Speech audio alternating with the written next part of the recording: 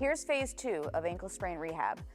A lot of these exercises work off of phase 1, so if you haven't watched phase 1, make sure you go and do that before you move on to phase 2. First exercise, we're still working on regaining range of motion. One important range of motion is that dorsiflexion, that getting the knee over the toe. We're going to move on to a banded drill now. When you set up for this banded drill, you have to make sure that the band has a little bit of an angle. Why? Because it matches the alignment of the joint. You also want to make sure that band is nice and low, and it's underneath of these two bones that sit on the side of your ankle. The movement is the same from phase 1. I'm still going to drive my knee over as far as I can while keeping my heel flat and back. I now just have assistance from the band in regards to joint gliding. These are your banded ankle dorsiflexion. The next movement that will also work on dorsiflexion, but moves the ankle in a little bit of a different direction, are your tibial glides, your lateral tibial glides. You're gonna use your own hand to basically block the joint. So I'm gonna grab right where that band was, underneath the bone, and I'm gonna lock my foot in so that it can't move. From there, I'm gonna take my knee and I'm gonna drive it out and forward as far as I can before my foot comes up off the bench, and then bringing it back. I'm giving a little bit of pressure with my hand and driving.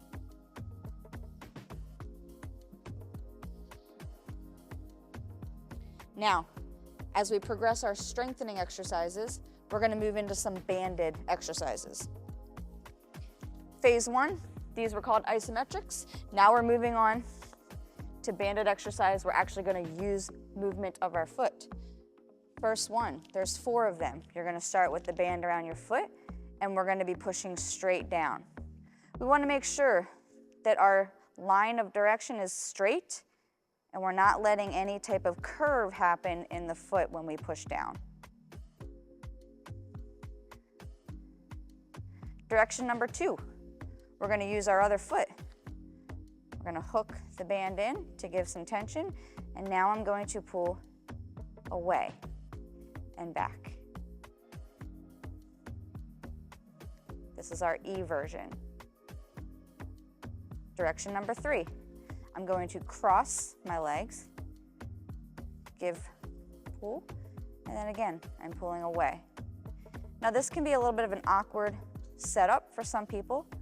You're also able to tie the band onto something sturdy so that the pull is in the same direction, and then do it that way, or just get someone to hold the band for you.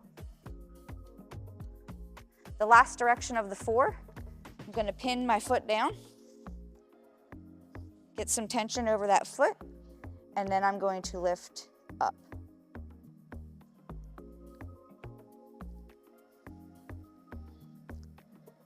Those 4 movements are going to strengthen all the surrounding structures of the ankle. The next one is another strengthening movement, and it's a progression from phase 1. We're now going to add in standing heel raises. Main things with the standing heel raise. When I go up, especially after an ankle sprain, I need to make sure that I don't allow my foot to roll out. Not only is that going to put stress on the damaged structures, but it's also not going to target the muscle that we need it to. I need to make sure my line is straight up and down in a slow, controlled motion.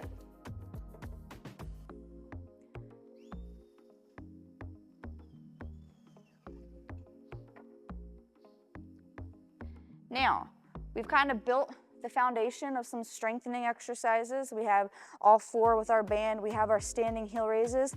We want to be able to use the ankle functionally now, meaning the way that we use it in daily life.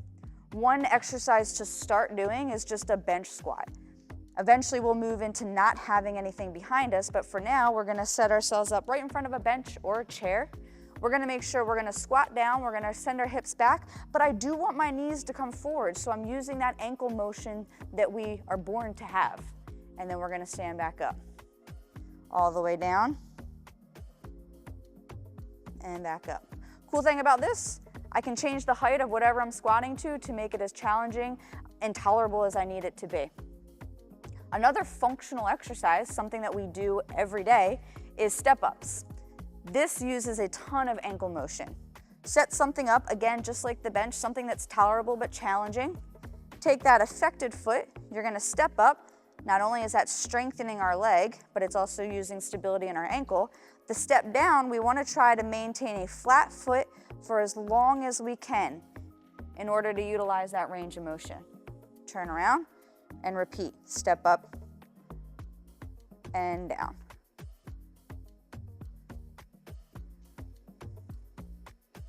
And then lastly, we need to progress our stability exercise, kind of getting that sense of awareness in our ankle again. In phase 1, we did this 2 feet on the ground. In phase 2, we're doing 1 leg. So I'm gonna set myself up nice and tight, bend over, standing on that affected leg, and then pass that weight back and forth. You can see how hard my ankle's working to maintain stability there.